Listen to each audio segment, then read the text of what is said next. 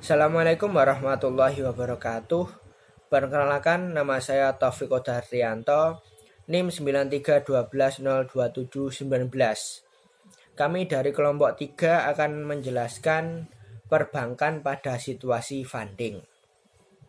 Yang pertama, kita membahas funding adalah berasal dari bahasa Inggris yang berarti perhimpunan.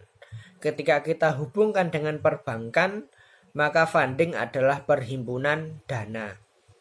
Dari sini kita bisa menjelaskan bahwa funding adalah suatu kegiatan, suatu usaha atau suatu cara untuk mengumpulkan dana baik dari para deposan, dari investor ataupun sumber lain untuk disalurkan kepada para kreditur. Nah, kemudian dasar hukum atau dalil tentang funding. Secara tersirat dalam Al-Quran Allah menjelaskan, Bismillahirrahmanirrahim, Innallaha ya'murukum an tu'addul amanati ila ahliha. Sesungguhnya Allah memerintahkan kepadamu untuk menyerahkan kepada ahlinya, memberikan amanah kepada ahlinya. Ketika ayat ini kita hubungkan dengan perbankan, yang dimaksud adalah pemberi amanah adalah kita sebagai pihak investor atau pihak deposan. Kemudian yang menerima amanah adalah pihak bank.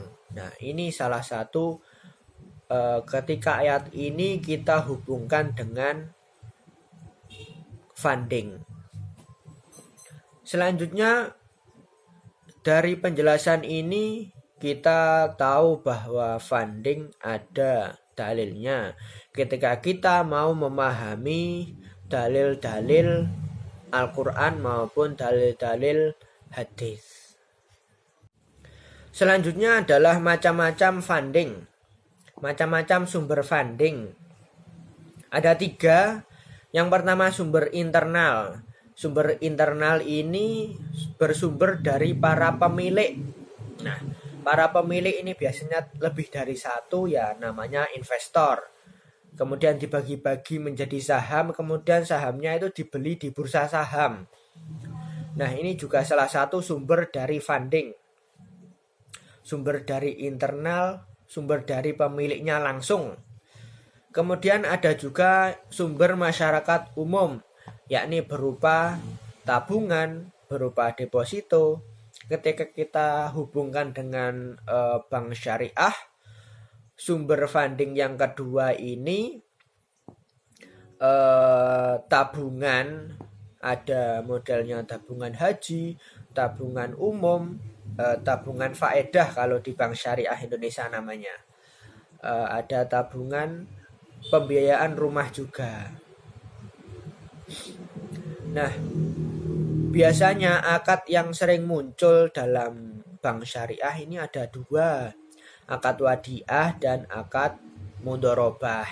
Ini sering kali yang digunakan bank syariah di Indonesia. Nah, selanjutnya sumber-sumber lain adalah sumber dari eksternal. Bisa antar bank, bank A dengan bank B saling meminjamkan uang. Bisa juga bank luar negeri. Bank luar negeri datang ke Indonesia memberikan pinjaman uang. Bisa juga pinjaman dari Bank Indonesia. Bank Indonesia mencetak uang, membantu likuiditas suatu bank agar bank tersebut maju dan terhindar dari kebangkrutan. Yang kemarin viral ini sejak zaman Presiden Soeharto, BLBI. Ya, salah satu contohnya seperti itu. Nah, selanjutnya kita bahas akad-akad yang biasanya terjadi. Saya tadi sudah menjelaskan ada 2 akad, yakni akad wadiah dan akad mudharabah. Pada prakteknya bank syariah ini seringkali membiayai tabungan pembiayaan usaha dan tabungan pembiayaan haji kalau di Indonesia, karena hal ini belum masif, belum, masyarakat se-Indonesia ini kurang dalam menggunakan, sehingga banyak akad-akad, banyak produk-produk syariah lainnya yang kurang dijalankan, baik dari pihak kreditur maupun deposan. Karena juga masalah sumber daya manusia sendiri. Perkembangan Bank Syariah Indonesia ini baru 10 tahun akhir ini pesat, sehingga sumber dayanya masih kurang, pengetahuan atau keilmuannya juga kurang.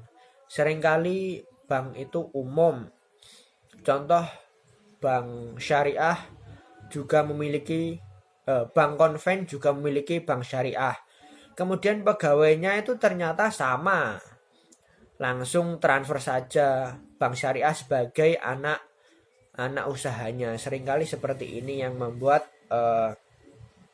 akad-akad ini hanya sebatas penggantian label atau penggantian nama. Semoga kedepannya bank syariah lebih berkembang dengan baik, maupun sumber-sumber funding ini juga lebih besar. Kita menyongsong saat ini bank syariah terbesar ada di Indonesia yang bernama Bank Syariah Indonesia. Semoga perkembangan bank syariah ke depan lebih baik lagi. Mungkin itu saja dari saya. Wassalamualaikum warahmatullahi wabarakatuh.